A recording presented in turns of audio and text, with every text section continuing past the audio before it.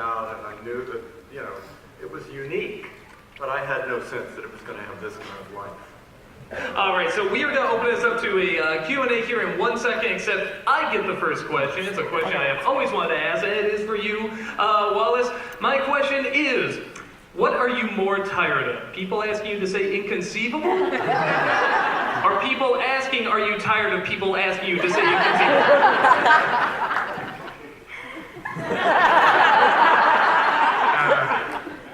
Yes, well,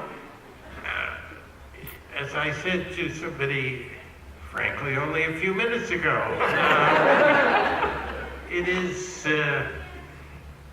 if you're, let's say, a pretty girl of 16, maybe the first time somebody compliments your body, it's flattering and sort of pleasing. Well, let's say when you're 14. But at a certain point, from what I understand, maybe you will tell me different, at a certain point, if people keep commenting on your body, even though it's kind of flattering and kind of a compliment, after a certain point you begin to think, well, wait a minute, there's more to me than that. And what was sort of flattering or pleasing at first can become depressing. And you sort of feel, I don't know how many of you saw The Elephant Man, an excellent, rather wonderful movie by David Lynch. And play, too. Yes, it's quite something. You should see it if you haven't. But at a certain point, the Elephant Man yells out, "I'm a human being!" Meaning there's more to me than my appearance. So I grew to feel, slightly dehumanized. So that's the brutal reality. So, answering that question. So just a heads up, don't ask him to say that. All right, we're opening this up to Q&A. We have people with microphones here. If you have a question, raise your hand. They will come over with the microphone, and you'll be able to ask one of these people, one of these lovely people here, a question. And do we have one over here already? All right, let's start over here to the left. So in The Princess Bride, what is your favorite moment you remember from the long time ago that the movie was done and it's all over now? You could have edited out the last part, but yes. What was your favorite part from making the movie, both of you? My favorite part from making the movie was just being there with all these wonderful people. We had a great time on the location. We spent a lot of time in Rob Reiner's room when we were on location, having dinner and playing games, and the experience of making the movie was the thing I most remember. And obviously the work itself was fun. Well, it was, we made the movie in England, or at least the part I was in. I died. You didn't get to go to London. Did you go to London? Yes, yes, because we were in the studio where we had that big boat scene. We were really in very different parts of the movie. Yeah, Wally and I didn't really work together very much at all, actually. No, you were in the later part, and sadly, I was killed off for whatever reason. But I was in the north of England, and the countryside was unbelievably beautiful. Oh, it was gorgeous. It was all of that stuff with the castles and all of that was very, very lovely, and I loved being there. It was great. Yeah, we were in a city called Sheffield. Right, exactly. Yeah, which is better known in England for their steel making, right? Yeah, Yeah. and knives and... Yeah, very famous knives. But the countryside around there, the sort of North Yorkshire, South Derbyshire area, which are the areas of England we were in, it's just gorgeous. And from the scenery in the movie, that's where it's real scenery. It's not CGI. We have a question right here in the center here, a little to the right. Oh, up to the right. Oh my God. So as you can tell, I'm a big fan. I always tell everyone that Inspired is definitely one of my top 5 movies of all time. And with the 30th anniversary, I was very happy to be able to bring my 2 daughters to it in the movie theater. Oh, great. So now we're all big fans because now they get all of the jokes that I make pretty much on a daily basis. So I have a question for both of you. Mr. Shawn, what do you think of Plato, Aristotle, and Socrates?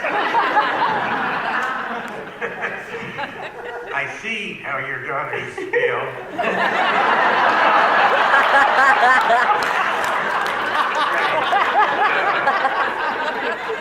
They don't fall far from the tree, that's for sure. Or from the horse.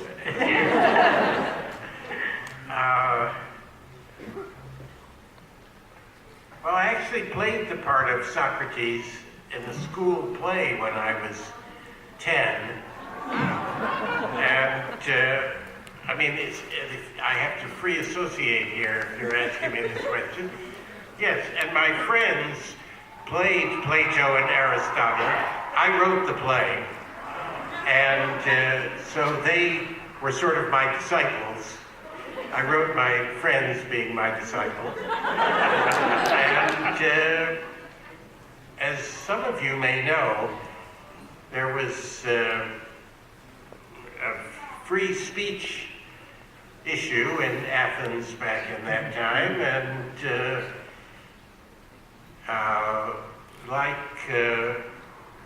somewhat as similar things have happened to me, without the severe punishment, but Socrates was seen as corrupting the young. I mean, that was the phrase that was used. And, in his case, the punishment was death for saying the wrong thing and corrupting the young. And he had to, he was forced to commit suicide, to drink the poison hemlock. So that was the scene that I did. Did you die well? I died as well as I could with my friends around me. And I do believe in risking your life for the things you believe in. I admire that. So that was, set me off in a good direction. I haven't died yet, so we don't know. So you're on the right track. We don't know where it'll go. And for time, I think we are going to keep it just one question per person here for time. And we have another one right down here to the left. Yes. How was it working with Andre the Giant? I didn't get a chance to work with Andre much because I wasn't in any scenes with him, but I got to hang out with him, and that was a joy. He was avuncular and friendly and just a lovely, lovely man. Yeah. But you worked with him. Yeah, well, I more than worked with him, I was tied to him with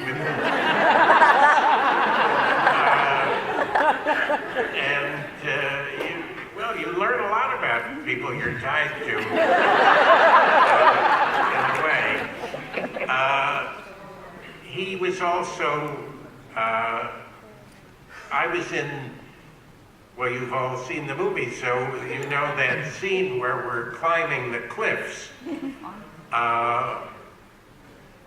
For me, that was very frightening. We didn't act, there were stuntmen who did that scene on the real cliffs in Ireland. But I did it on a stage that was, I would say, much higher than this ceiling.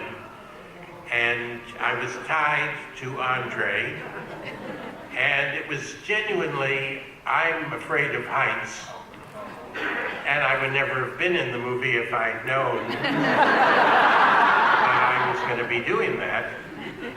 And he was very, very, very understood how frightened and upset I was, and he actually was carrying a flask of brandy at the time. And, Which was pretty common for Andre, I right? think he did carry one, and offered to share it with me, which I thought was very sweet. And he was very sensitive. And I think at the time must have known that he did not have a tremendously long life left. No. He would have known that he was already older than a lot of giants get to be. So there was a kind of heroism in the whole thing. He'd been in a couple of movies, but he'd never said dialogue before. And so he was quite amazing. To see him do that was sort of amazing, because he was a talented guy all around. Yeah, and the character that Andre, I feel, the character Andre plays in the movie is very much who he was. Yes. That very sweet giant. Yeah. You know, that of a disposition that was, I wouldn't hurt a fly. Yeah. Unless I had to. And he was also not as strong as people thought, or not as strong as he'd once been. Yeah, he had terrible trouble with his body. I mean, it's a serious disability. Yeah. I mean, a fatal one. And so I know there was a scene where they'd hoped he would be able to pick up some people. And he said, no, I can't do that, you know. They had to support them. They had to put wiring on them and lift them. I think it was possibly painful for him to admit that and know that he was on the declining slope. I think the movie meant a lot to him. He was pleased to know that this would be, he'd be preserved. Memorialized in some way, yeah. And also, one of the things that Andre said during the shooting was that he wasn't unusual to us. He wasn't a freak. That he was just one of the guys, you know, that we were all kind of circus performers together in the movie. And Andre appreciated that tremendously, because I'll tell a story at some point about my kids and their reaction to him when they saw him, but he was treated very often in public as a freak. Yeah, tell the story. Oh, okay. Well, it's very sweet. My daughters at the time were 3.5 and 2. And I was going to England to make the movie, and when we first got there, we were working in Sheffield, and it was not a great place to be with a family on location. We were all in the same hotel, there was nothing to do. So they stayed at home, and I was explaining to them, 3.5 and 2-year-old, what I was going to do, and that they would come and visit me once we moved to London. And they said, "Oh, what are you going to be doing, Daddy?" One of the girls said, and I said, "Oh, I'm going to be working with it's a movie about a princess. And there's a prince, I'm playing a prince," and they were all, "Oh, okay." And then there's a giant. A giant? There's a giant in the movie, Daddy? How big is the giant? Is it big as a car? Is it big as a house? What's he look like? How big is his hand? How big is it? Well, that was the theme of the movie for them from that point forward. Every time I would call home, and I would say, "Hi, honey, it's Daddy. What are you doing?" "Hi, Daddy, have you worked with a giant yet?" That was all they cared about. So we jumped from having worked in Sheffield, and we're now in London, and they're shooting the scene between with Indigo and Andre, in which Andre saves him and the Brute Squad and all that, right? And so I said to Andre, do you mind if I bring the kids out to the set? Because they would love to see you. Of course, as soon as they arrive off the plane, hi, Daddy, where's the giant?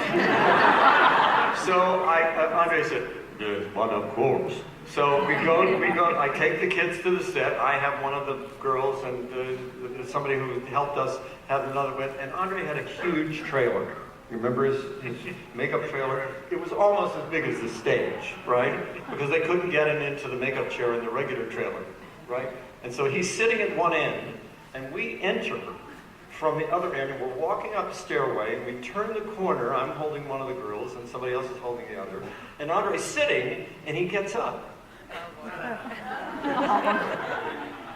And my girls go.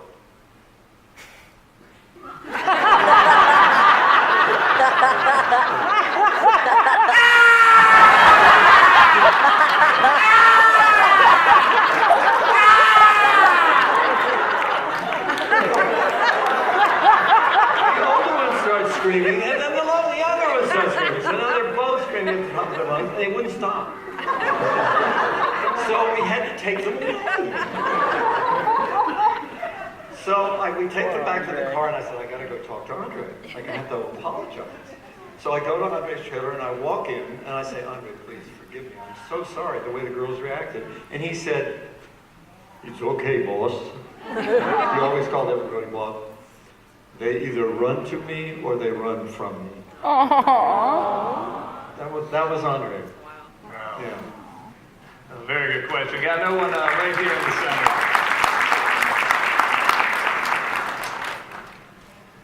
I didn't see The Princess Bride till to my early, almost till high school. Whoa. So I was a little late for that. But of course, for Vasili's character, his two friends, they make out okay. They get knocked out. And he has to die. Why? Why couldn't he have been in the climax of the film? Why couldn't he have been there to help? Why did they have to kill him? Why did your character have to die?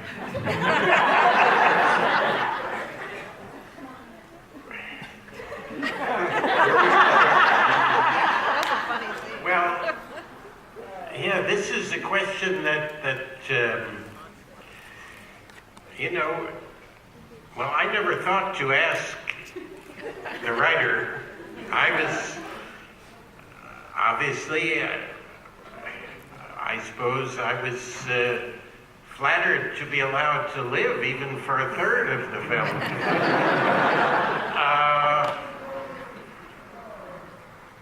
But, I mean, death is a part of our lives, and so in many pieces of fiction, somebody dies, and if it's a film, I suppose the actor who plays that character asks himself, well, why me? Of all people. But that's according to the artistic sensibility of the writer. If there were, if nobody died in any films, it wouldn't be true to our life. So you can be sure that there are a lot of actors who are asking themselves that question at any given time. Now, I don't know if you guys are aware of it, but Wally's a very accomplished and extraordinary playwright.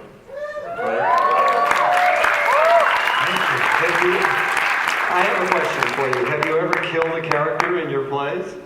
Yes. Why?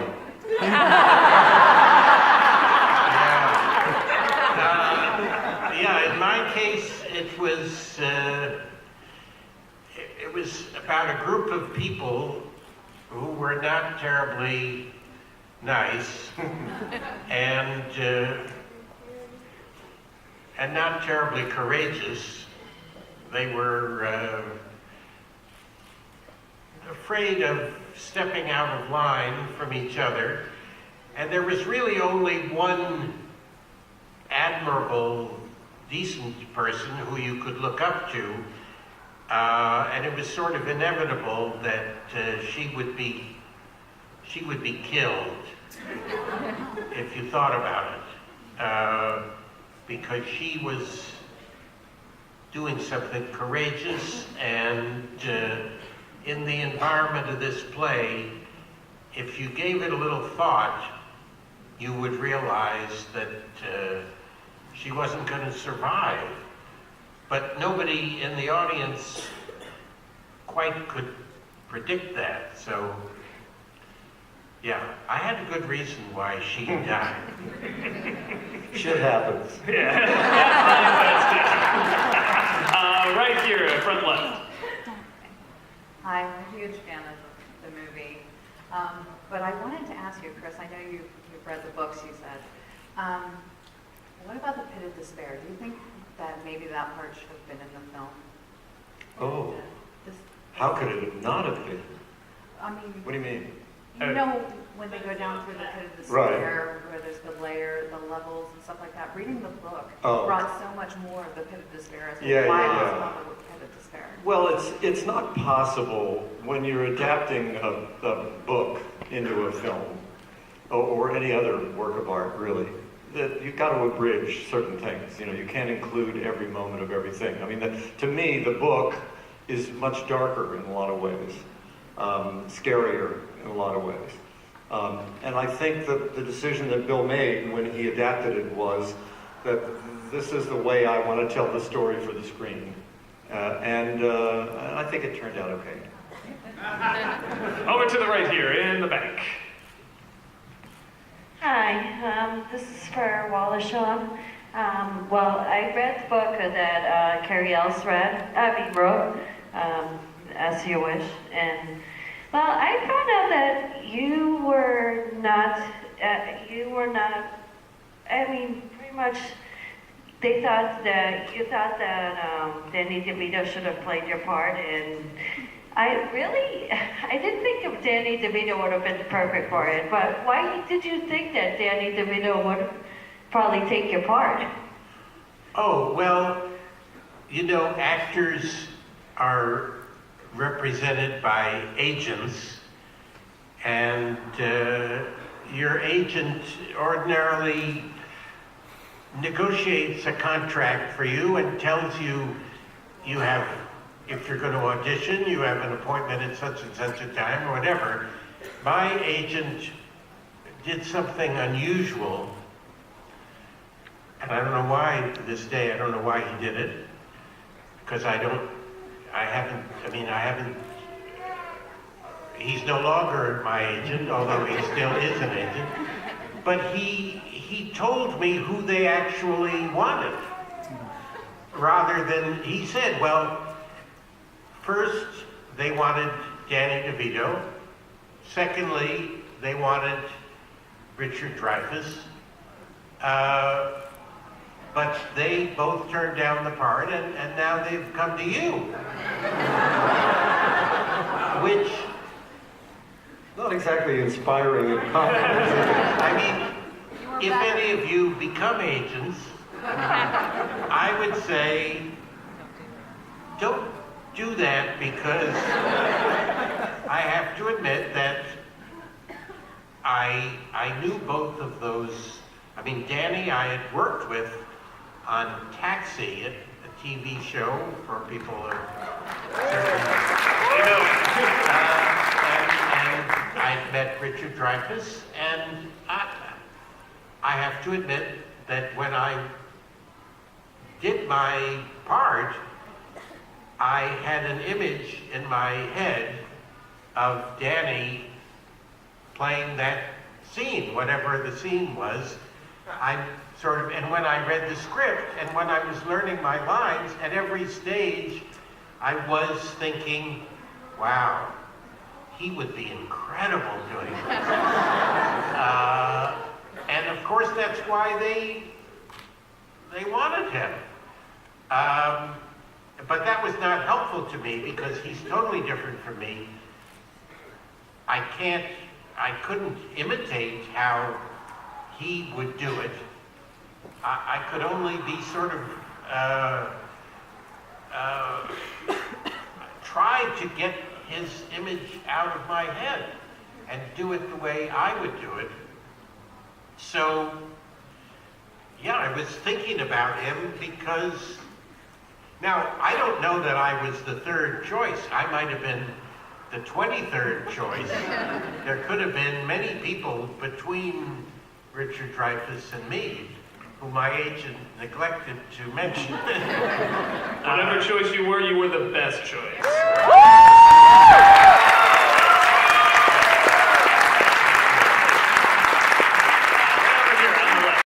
I just want to, Chris, I want to ask you, do you get more recognized for Prince Humperdinck or Jack Skellington?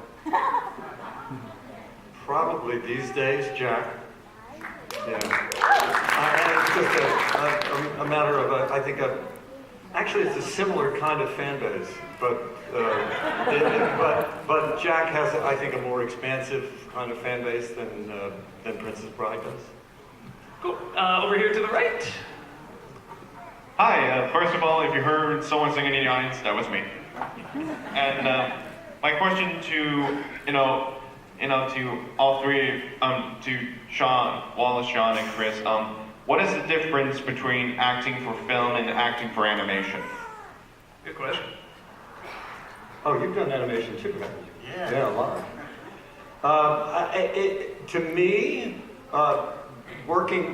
doing voice for animation tends to be a little more heightened, a little more exaggerated, because the camera is, you're 30, 40 feet high on the screen, whereas you are, as an animated character, the same way, but the animated characters are also, there's an exaggeration to the action and what's going on in the film, so that's the difference to me. Yes, it's in film, no matter what the film, you're trying very hard to be believable as a human being. Even in something like The Princess Bride, which is not a realistic story about daily life, you still, as you say each line, you're measuring it against, is this the way a human being would say this line? Will you be convincing as a real human being? Whereas in an animated film, as Chris says, it's pure fantasy, and it's a little bit more like acting in a school play, where, I did act in school plays, and it never, the idea of being true to real life was not anything I never thought about. And also another difference, there are a lot of differences, but in the process of making it, the director is much more strict in an animated film, and they do things that would be considered inappropriate, or even you'd practically be fired for them if in a real film. Yeah, actors wouldn't put up with it. Yeah, in a real film, the director is not supposed to say, now, I want you to say, how are you feeling today, Bob? And I want you to hit that word feeling, rather than saying, how are you feeling today, Bob?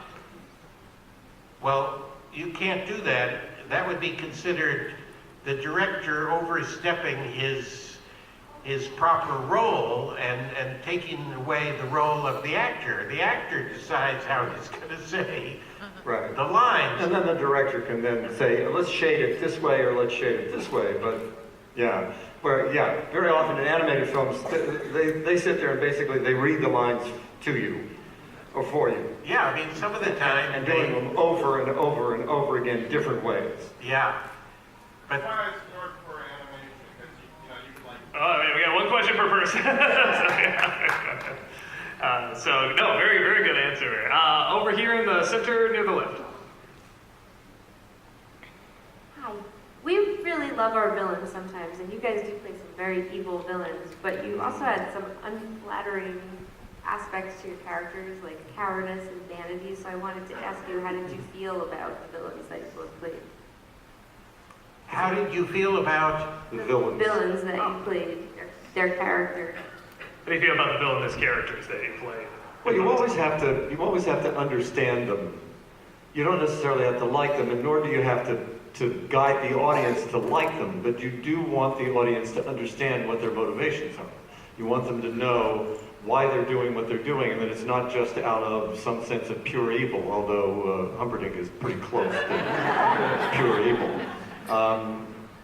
So to me, that's the difference. You're always going for some kind of reality in the character's motivations. Yeah, I'm usually, I sort of think of acting as it's me with somewhat different circumstances. So I had the opportunity to play a very bad guy in The Good Wife.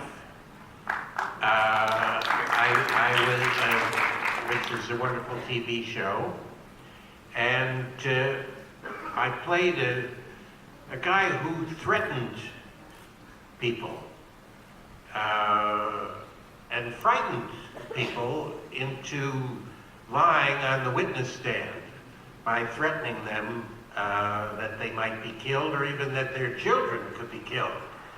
So basically, I sort of asked myself, well, you know, that's me if that was my job, if my circumstances had been such that in order to make a living, I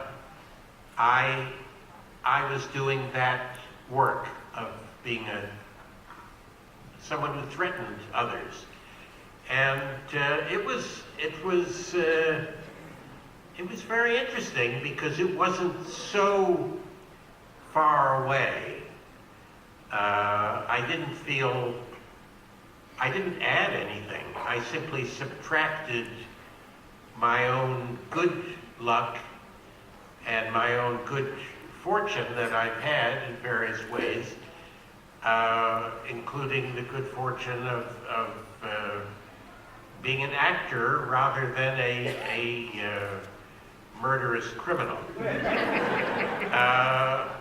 So by subtracting some of my good circumstances, I didn't have to do a lot. And I was surprised by what I found. Yeah, it's interesting. I think we have time for one more question here, over to the right. So my question was, in the scene where you're poisoned, it was unclear to me, and I just had to question for a while. It seemed almost as you laughed yourself to death. Did you laugh yourself to death when you died? Well, I never thought of it that way. Well, you know, these are works of the imagination, so if that's what you saw, that's what happened. You know, it's in the realm of the imagination. I mean, he wasn't a real person, and that never really happened. So, if you see it that way, that it was that way for you, at any rate. As far as I'm concerned, Joe, as far as I'm concerned, it was I-OK. You know, maybe we do have time for one more question. That was pretty quick. I'll just pick one here. Let's do Harley Quinn there. My question for you is, I know that you guys usually do ad-libbing when you do movies. Do you have a favorite ad-lib that you came up with? A favorite ad-lib from the movie? I didn't ad-lib anything. No, I don't think... I think the only character that ad-libbed anything in the movie was Billy Crystal. Oh, yes. Well, I think in that scene, the director encouraged them to go... Just go. Wild and you know, say whatever they wanted, and you know it would be edited later. Billy came up with a lot of that stuff. Yeah, but I wouldn't have dared. I wouldn't have dreamed of it. No, and also that it was a really highly structured, beautifully written script. It's not something you want to screw around with. Well, and I don't think. And Rob wouldn't have allowed it. Yeah. No, I mean we would have. Well, there's somebody who is literally sitting there for most films and television programs, and if you don't say the correct line, they will come up to you and say, well, you know, you said, I'm so happy to be here, but actually the line is, I'm so unhappy to be here. So they politely correct you, and the next take you say it right. I don't think there's as much improvising as you think. Yeah.